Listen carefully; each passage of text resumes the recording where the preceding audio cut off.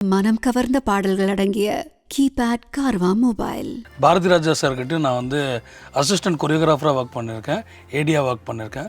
கேமராவுக்கு முன்னாடி இருக்கிறோம், கேமராவுக்கு பின்னாடி என்னென்ன கஷ்டங்கள் இருக்குன்னு நம்மளுக்கும் தெரியணும். ஒரு சீக்வன்ஸில் வந்துட்டு அவங்க வந்து அப்படி திரும்பி பார்ப்பாங்க, திரும்பி பார்த்தா அது சேர் மட்டும் வரும். பரபரப்பாக இப்போ இருந்த ஒரு உலகம் வந்துட்டு டப்புன்னு ஸ்டேல் ஆகிடுச்சு. அப்படியே டப்புன்னு ஓவர் நைட் பார்த்தீங்கன்னா அப்படியே நின்றுச்சு.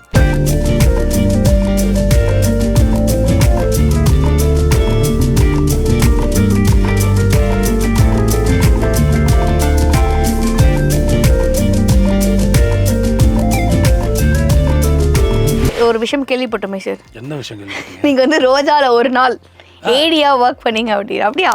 ஒரு நாள் இல்லைங்க, நான் நிறைய நாள் ரோஜாவில் ஏடியா ஒர்க் பண்ணியிருக்கேன். இதுக்கு முன்னாடி நான் வந்து பாரதி ராஜா சார்கிட்ட நான் வந்து அசிஸ்டன்ட் கொரியோகிராஃபராக ஒர்க் பண்ணியிருக்கேன், ஏடியாக ஒர்க் பண்ணியிருக்கேன்.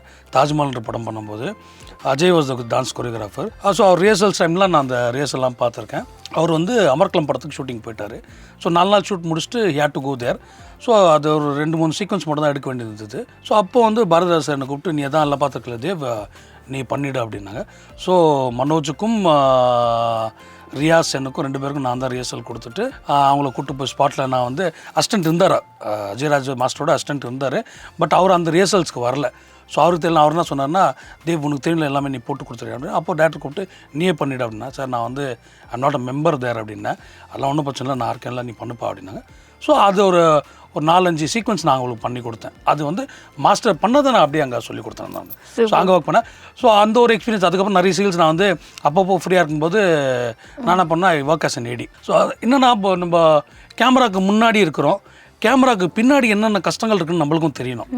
ஸோ ஒரு ஆர்டிஸ்ட்டை கூப்பிடும் போதோ இல்லை டேரக்டர் என்ன மாதிரி டென்ஷன்ஸ் ஆகிறாரு, இந்த மாதிரி விஷயங்கள்லாம் நம்மளுக்கும் தெரியணும்னா நான் இந்த இண்டஸ்ட்ரிக்கு வரதுக்கு முன்னாடி நிறைய விஷயங்கள் அந்த மாதிரிலாம் பண்ணியிருக்கேன். ஏடியா ஒர்க் பண்ணல, பட் நிறைய ஒர்க் பண்ணியிருக்கேன். அதை தாண்டி வந்து இங்கே வரும்போது இந்த ஃபீல்டு எப்படி இருக்குது, இந்த ஃபீல்டில் யார் மனசில் என்னென்ன இருக்குன்னு நம்மளுக்கு தெரிஞ்சுக்கணும். இப்போ நான் வந்து ஒரு நடிகனாக மட்டும் வந்து போயிட்டேன்னா நான் ஒரு நடிகனாகவே இருந்துருவேன். நான் வந்து எல்லாருக்கும் வந்து ஒரு நல்ல நண்பனாக இருக்கணும்னு ஆசைப்பட்டேன்னா I have to work in all the fields. So நான் வந்து ஒரு அசிஸ்டன்ட் டேரக்டராக இருந்தால் எல்லாம் பண்ண முடியும். நான் இன்றைக்கும் சில நேரம் பார்த்தீங்கன்னா வந்து என்ன பண்ணுவேன்னா, லைட் மேன்ஸோட உட்காந்து போய் சாப்பிடுவேன் நான். ஸோ இன்றைக்கும் சில நேராக போய்ட்டு, இப்போ நான் நேற்று கூட ஒரு ஷூட்டிங்கில் இருந்தேன். அப்போ லைட் அண்ணா வந்து சாப்பிட்டுட்டு இருந்தார். அவர் சாப்பிட்றத பார்த்தோன்னே எனக்கு அந்த ஒரு கேவிங் வந்துடுச்சு. அவர் சாப்பிட்ற ஸ்டைலை பார்த்தோன்னே நேராக போய் அவர் தட்டில் கை எடுத்து, நானே என்ன பண்ணேன், நான் கொடுக்க மாட்டேன் அப்படின்னா, இல்லை சாப்பிட ஏன் தட்டில் நான் வேறு எடுத்துனா நீ கொடுனா அப்படின்னு எடுத்து சாப்பிட்டேன் நான். ஸோ இது வந்து எனக்குள்ளே இருந்த ஒரு குவாலிட்டின்னு நினைப்பேன் நான். ஏன்னா எல்லாருமே ஒரு குவாலிட்டியோடு பிறப்பாங்க. ஸோ அந்த குவாலிட்டி எனக்கு இன்பார்ன்றதுனால I am been like that for ages now. So முதல்ல நீங்கள் வந்து ஷூட்டிங் ஸ்பாட்டுக்கு போனால் உங்களை ஃபஸ்ட்டு வர வைக்கிறது யார்? Production light mens. ஸோ அவங்க கூட உங்களுக்கு நல்ல ரேப் வந்ததுன்னா you will always be good, safe and you will be flourishing throughout your lifetime. கண்டிப்பாக. This is my belief. அந்த ஏடியா ஒர்க் பண்ண அனுபவம் பற்றி அது வந்து நம்ம எங்கே ஈசிஆரில் ஷூட்டிங்கு. ஸோ அதுவும் இந்த கொரோனா பீரியட் டைம் தான் ஷூட்டிங்கு. ஸோ எனக்கு ஷூட்டிங் ஒரு 6 நாள் இல்லைன்னாங்க. அப்போ வந்து 2 யூனிட் ஷூட்டிங் போயிட்டு. அப்போ I called up Prince. Sir Prince, நான் வந்து ஏடியா வரேன் அப்படின்னு சொன்னேன். இந்த வீடியோ ஒர்க் பண்ணியிருக்கேன், நான் ஒர்க் பண்ணுறேன் அப்படின்னா. சரி வந்துடுது அப்படின்னாங்க. ஸோ போயிட்டேன். ஸோ ஷார்ட்ஸ்லாம் போட்டு போயாச்சு ஷூட்டிங் ஸ்பாட்டுக்கு. பொண்ணு எல்லாருமே நீ எதுக்கு வந்திருக்கா அப்படின்னா, இல்லை ஐடியா ஒர்க் பண்ணுறேன் அப்படின்னு. ஸோ அசிஸ்டன்ஸ் இருப்பாங்க பார்த்தீங்களா, அவங்களுக்கெல்லாம் ஒரு சங்கோச்சம் இருந்தது எப்போவுமே. என்னடா ஒரு ஆர்டிஸ்ட் வந்து ஏடியா ஒர்க் பண்ணுறாரு, நம்ம ஏதாவது சொன்ன கோச்சிப்பாரோ அப்படின்னு. நான் கூப்பிட்டு ஒரே விஷயம் நான் சொன்னேன், பார் நீ எந்த கேட்டகிரியோ அதே கேட்டகிரியில் தான் நானும் இன்றைக்கி இருக்கேன். ஸோ அதெல்லாம் சங்கோச்சப்படாது, திட்டு, எனக்கு பிரச்சனையே கிடையாது. பட் நான் திட்டு வாங்குறதுல பண்ண மாட்டேன் அப்படின்னு. ஸோ இப்போ டேரக்டர் வந்துட்டு என்ன பண்ணுவார்னா, ஷார்ட் ஃபிக்ஸ் பண்ணிட்டு லைட் பண்ணுங்க அதே ஆர்டிஸ்ட் வர சொல்கிறா அப்படின்வாங்க.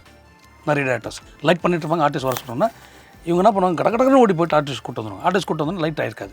லைட் பண்ணாமல் ஆர்டிஸ்ட் வந்து லைட் பண்ணாமல் எதுக்கு என்ன கூப்பிட்றீங்க அப்படின்னு நிறைய ஆர்டிஸ்ட் திட்டுவாங்க. அந்த விஷயம்லாம் நான் நிறைய நோட் பண்ணியிருக்கேன். ஸோ நான் என்ன பண்ணுவேன்னா, கேமராமேன் லைட் பண்ணி முடித்து டேரக்டர் ஒரு தடவை 2 தடவை கூப்பிட்டுருவார். 3ஆவது தடவை அப்படி திரும்பி பார்க்கும்போது ஆர்டிஸ்ட்டை நிறுத்தி வச்சுருப்பாங்க நான். So I started following those things. So நான் போய் கூப்பிட்டோன்னே கரெக்டாக ஆர்டிஸ்ட் வந்தாங்கன்னா அவங்களுக்கு ஷார்ட் ரெடியாக இருக்கும். ஸோ இந்த மாதிரி ஒரு ஃபார்மில் நான் ஃபாலோ பண்ணேன். நிறைய பேர் கேட்குறேன், அது எப்படி உங்களால் மட்டும் போய் கரெக்டாக கூப்பிடுவேன்? நீ அங்கே ரெடி பண்ணிட்டு இருக்கும்போது நீ வந்து கூட்டு வந்து நிற்க வச்சிடுற. ஸோ அதனால தான் அவங்க டென்ஷன் ஆகும். அது பண்ணாத, ரெடி பண்ணிட்டோம். அதுக்கப்புறம் டேரக்டர் திரும்பி பார்க்கும்போது அவங்க நிறுத்தி வை, அப்போ வந்தால் போதும் அவங்க. நான் பிரின்ஸ் சாரோட தான் அசிஸ்டண்ட்டாக ஒர்க் பண்ணிட்டு இருந்தேன். ஸோ அப்புறம் ஒரு 4-5 டேஸ் அந்த ஷூட் போச்சு. ஸோ அதில் வந்து பார்த்திங்கன்னா ஷிப்பு சுன்னு வந்துட்டு ஒரு அந்த மண்ணில் புதையிற மாதிரி ஒரு ஷாட்டு, இந்த பக்கம் அந்த பக்கம் வந்துட்டு முள்ளு மேலே நடக்கிற மாதிரி ஒரு சீக்வன்ஸ்லாம் போயிட்டு இருந்து. ஸோ நான் அங்கேயும் இருந்தேன் இங்கேயும் இருந்தேன். ஸோ அதாவது செம்சாரிட்டியும் அசிஸ்ட் பண்ணிட்டு இருந்தேன், எங்கேயும் அசிஸ்ட் பண்ணிட்டு இருந்தேன். It was actually very interesting and I love to do those kind of jobs. எனக்கு பர்சனலாக ரொம்ப பிடிக்கும் அந்த மாதிரி வேலைகள். ஸோ நான் இனிஷியேட்டிவ் எடுத்து நான் பண்ணிட்டு இருப்பேன் எப்பவுமே அந்த மாதிரி. சூப்பர். அதே மாதிரி வந்து ரோஜாவில் அது மட்டும் இல்லாமல் நிறைய இந்த ஹாரர் சீன்லாம் வேறு இருக்கும்ல. Tell about that horror scenes please. Horror scene, ஒரு ஹாரர் சீனில் தான் நீங்கள் அடி வாங்குவீங்க? எல்லா சீன்லையும் அடி வாங்குவாங்க, ஹாரர் சீனில் மட்டுமே அடி வாங்குவேன். ஆக்சுவலி வந்து பிரின்ஸ் சார் வந்து ஒரு சீக்வன்ஸ் சொல்லியிருந்தார் எங்ககிட்ட. ஸோ அந்த மாதிரி ஒரு சீக்வன்ஸ் பண்ண வந்து அப்படின்னா ஐ வாஸ் லைக் ரொம்ப சந்தோஷமாச்சு எனக்கு. அந்த மாதிரி சீக்வன்ஸ் பண்ண நம்ம செம்மையாக ஸ்கோர் பண்ணலாம் அப்படின்னு. பட் அந்த டோட்டல் எபிசோடே வந்து ரிஜெக்ட் ஆயிடுச்சு, வேணான்ற மாதிரி ஆயிடுச்சு. அது என்னன்றது தெரியல. பிரியாங்கா இப்படி உட்காந்து சாப்பிட்றது, பா கண்ணை வச்சு அப்படின்னு பயமுத்துறது. அது லைக் ஒரு ஷாட் வச்சாங்க எனக்கு வந்து, இந்த ரிவர்ஸ் ஷாட் வச்சாங்க. நான் போய் டமால் இடிச்சுப்பேன் போய்ட்டு. அது வந்து ரிவர்ஸ் ஷாட் எடுத்தாங்க. அது பண்ணும்போது இது எப்படி பண்ணுவாங்கன்னு எனக்கு தெரியல. டெக்னிக்கல் அடி இருக்குது அப்படி பண்ணி முடியும் எல்லாமே. அதான் வந்து ஒரு ஷெட்யூலில் வந்துட்டு இப்போ ஒரு நாளைக்கு வந்து ஒரு 4 சீன் 3 சீன் போதுங்களா, 3 சீனில் எப்படியோ 2 சீனில் தான் அடி வாங்கிடுவேன். அது கன்ஃபார்ம். நான் அடி வாங்குவேன், அனு கேரக்டர் அடி வாங்குவேன். சரிங்களா? எப்பயாவது தான் வந்து யசோதா கேரக்டர் அடி வாங்குவேன். ஆமாம், யசோதா எப்பவுமே என்ன அடிக்கும். சரிங்களா? ஸோ இப்படி எப்படி பார்த்தாலும் அடி கன்ஃபார்ம். பாலு கேரக்டருக்கு எப்பவுமே அடி கன்ஃபார்ம். ஸோ பாலு கேரக்டர் வந்து இடி தாங்கி ஆயிட்டாங்க. இப்போ வேற பேக்ல ரிவர்ஸ்ல வரணுமே, என்ன அடி வரப்போகுது, என்ன அடி வரப்போகுது, எங்கே அடி போகிறது போது தெரியல. ஆனால் அது பண்ணோம். அது டெக்னிக்கலாக பண்ணும்போது எனக்கு வந்து இட் வாஸ் லைக், அதான் வந்து நிறைய ஒரு 3-4 பேர் வச்சு என்னை கூப்பிட்டு இருக்கிற மாதிரிலாம் இருந்தது. I felt sorry for the technicians. எதுக்காகனா அவங்க அவ்வளோ உழைப்பை போடுறாங்க. சரிங்களா? நாங்கள் வந்து ஆன் கேமரா இருக்கிறோம், நாங்கள் நடித்து முடிஞ்சுதா அப்படின்னு தட்டிட்டு போயிடுவோம். அதுக்கப்புறம் அந்த விஷயங்கள்லாம் க்ளீன் பண்ணிட்டு நிறைய விஷயங்கள் அவங்க பண்ணுறாங்க. ஸோ அந்த விஷயங்களை நான் பார்த்து வந்து அதனால தான் நான் அந்த டெக்னீஷியன்ஸோடு இருக்கணும்னு ஆசைப்படுவேன் எப்பவுமே. எல்லாரும் சேர்ந்து பண்ணால் தான் அந்த ப்ராஜெக்ட் நல்லாயிருக்கும். கண்டிப்பாக ஆக்டர்ஸோட கான்ட்ரிபியூஷன் பார்த்தீங்கன்னா எனக்கு தெரிஞ்சு ஒன்லி 20%. மற்ற 80% பார்த்தீங்கன்னா it's all the technicians, production people and the production houses. So இவங்களோட பங்களிப்பு வந்து எங்களோட அதிகமாக இருக்கும் என்றைக்குமே. ஸோ எல்லோரும் சேர்ந்து ஒரு ப்ராஜெக்ட் நல்லா வரணும் அப்படின்னு கரெக்டாக ஒர்க் பண்ணாங்கன்னா கரெக்டாக ரோஜா மாதிரி ஒரு ஹிட் சீல் கொடுக்க முடியுங்க. Okay, super. செமையான விஷயம். அதை சொல்லுங்கள், அந்த பின்னாடி இழுத்து அதுதான் சார் முக்கியமான போட்டு அது ஒரு 6-7 டேக் போச்சுங்க. இழுத்தாங்களா சார்? ஆமாம், ஏன்னா வந்து இங்கேருந்து இழுத்தாங்க, அங்கேருந்து இழுத்தாங்க, இங்கேருந்து இழுத்தாங்க, அங்கேருந்து இழுத்தாங்க. நான் நல்ல வேலை கீழே துணியை போட்டுங்கப்பா, இல்லை பேண்ட்டு கிழிஞ்சிருப்பேன் எனக்கு. அந்த அளவுக்கு உங்களை போட்டு இழுத்துருக்காரு போட்டு நான் வந்து இப்படி போனோம், இப்படி வரணும். ஸோ இந்த மாதிரிலாம் நிறைய நடந்தது. ஒரு சீக்வன்ஸில் வந்துட்டு அவங்க வந்து அப்படி திரும்பி பார்ப்பாங்க, திரும்பி பார்த்தா அது சேர் மட்டும் வரும். சேர் மட்டும் எப்படி வரணும்னா கீழே ஒரு கம்பியை கட்டி அப்படியே இழுத்தாங்க. அதை பார்த்து ரியாக்ஷன் பண்ணோம். எனக்கா சிரிப்பு வருது. டேய் இதுக்கெல்லாம் நான் ரியாக்ட் பண்ணணுமா? சரி கேரக்டர் பண்ணி தான் அப்படின்லாம் பண்ணோம். Okay, it was fun. Super. And அதே மாதிரி வந்து கோவிட் டைமில் வந்து everyone was struggling, like வந்து நம்ம வெளில போகிறதுக்கு எல்லாமே. And there was a period we can go out அப்படின்னாங்க. ஸோ அப்போ நிறைய சேஃப்டி மெஷர்ஸ் நம்ம ஷூட்டிங் எல்லாமே நடந்தது. ஸோ அந்த ஃபேஸை பற்றி கோவிட் அதான் சொல்லுவாங்களே. ஆக்சுவலி வந்து கோவிட் அந்த பீரியடில் வந்து ஒரு சின்ன விஷயம் யோசனை பண்ணியிருந்தேன் நான். என்னென்னா வந்துட்டு பரபரப்பாக இப்போ இருந்த ஒரு உலகம் வந்துட்டு டப்புன்னு ஸ்டேல் ஆகிடுச்சு. அப்படியே டப்புன்னு ஓவர் நைட் பார்த்தீங்கன்னா அப்படியே நின்றுச்சு. நாட் ஓன்லி இந்தியா, மொத்த உலகமே அப்படியே ஸ்டேல் ஆகிடுச்சு. வெளில காக்கா கிடையாது. அந்த total world was pollution free. நல்ல காற்று எடுக்க முடிஞ்சது. பட் என்னென்னா ஒர்க் ஃப்ரம் ஹோம் நிறைய பேருக்கு காசு வந்துட்டு இருந்தது. எங்களை மாதிரி கேரக்டர்ஸ் பார்த்தீங்கன்னா டெக்னீஷியன்ஸ் நம்மள மாதிரி சினிமா சம்மந்தப்பட்டவங்கள பார்த்தீங்கன்னா அவங்களுக்கு ஒர்க்கெல்லாம் போயிடுச்சு. ஸோ நிறைய கஷ்டப்பட்டோன்றது நானாக பண்ணுவேன்னா நான் இது இல்லை யார்ட்டையும் சொன்னதில்லை. என்னென்னா சரி நம்ம வந்து ஓகே ஒரு விஷயம் சம்பாரித்து வச்சுருக்கோம். சரி இது வந்துட்டு இன்னும் ஒரு 3 மாதம் தானே போஸ்ட் இந்த விஷயம், 3 மாதத்துக்கு அப்புறம் எல்லாம் திறந்து விட்ருவாங்க, அதுக்கப்புறம் பிரச்சனை நம்ம சம்பாரிச்சிக்கலாம் அப்படின்னு சொல்லிட்டு வீட்டில் என் ஒய்ஃப் சமைச்சிருவாங்க.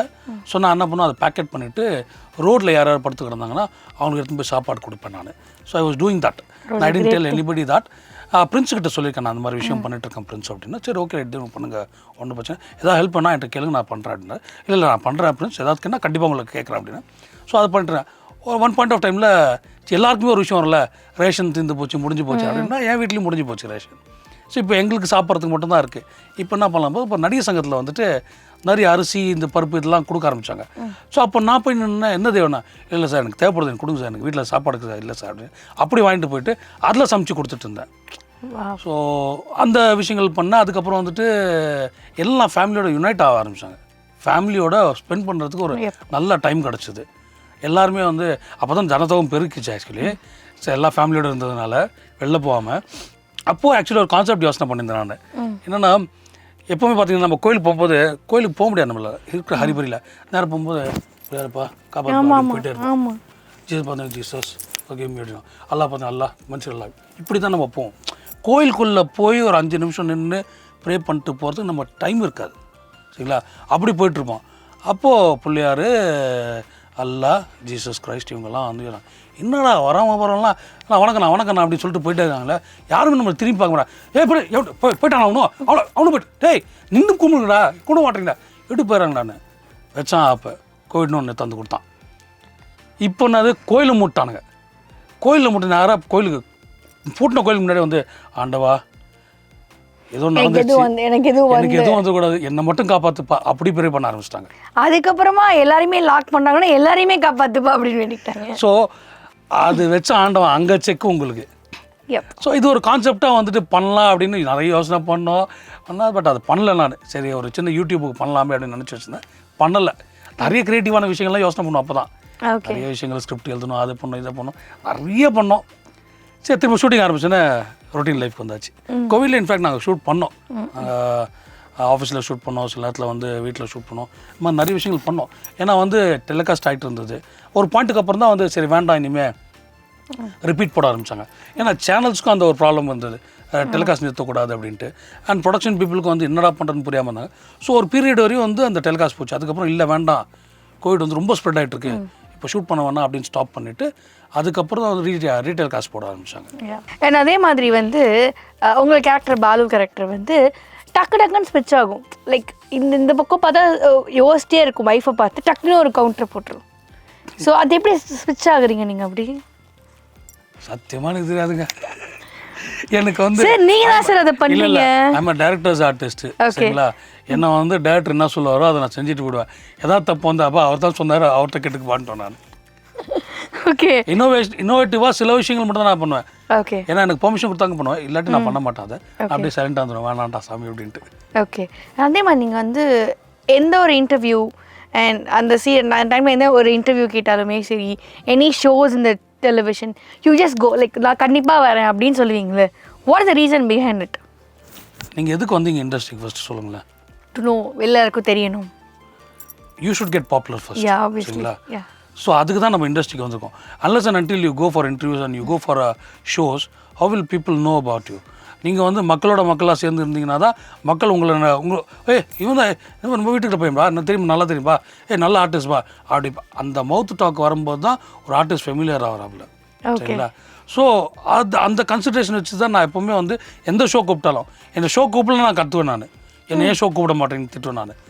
நான் நிறைய சன் டிவியில் நிறைய ஏடிஎஸ் நம்ம எல்லாச்சும் ஏன்ப்பா என்ன மட்டும் அந்த ஷோ கூப்பிடல நீங்கள், அவங்க மட்டும் இருந்தால் போதுமா, அப்போ நான் வேண்டாமா அவங்களுக்கு அண்ணா இல்லை சார் இந்த ஷோவில் நீங்கள் ஏன் இல்லை அதான் நானும் கேட்குறேன் அப்படின்னு. வைக்கணும் இல்லையா ஒரு சேர் எக்ஸ்ட்ரா போடணும் இல்லையா? சேரே வேணாம் அப்படியே நிற்கிறேன் என்ன ஷோ கூப்பிடுங்க அப்படின்னு. நான் நிறைய தடவை சண்டை போடுவேன். நான் ஏன் என்ன ஷோ கூப்பிட மாட்டீங்க அப்படின்னு. அதுக்கு ஒரே ஒரு காரணம்னா நான் ப்ராப்ளம் ஆகணும் ஃபஸ்ட்டு. நான் ப்ராப்ளம் ஆனால் தான் நான் பண்ணுற ப்ராஜெக்ட்ஸும் ப்ராப்ளம் ஆகும். இப்போ ப்ராப்ளமான ப்ராஜெக்ட்டில் நடிக்கிறேன்னா அந்த ப்ராப்ளமாக இருக்கிறதுனால தான் என்ன கூப்பிட்றாங்க இந்த ப்ராஜெக்ட் நடிக்கிறதுக்கு. ஏன் அவங்க என்ன கூப்பிடல பிரின்ஸ் அப்படின்னா இல்லை கூடுவாங்க. சரி நீங்கள் தான் ஹையஸ்டாக வணக்கம் தமிழருக்கு ரோஜாவை ரெப்ரசன்ட் செய்து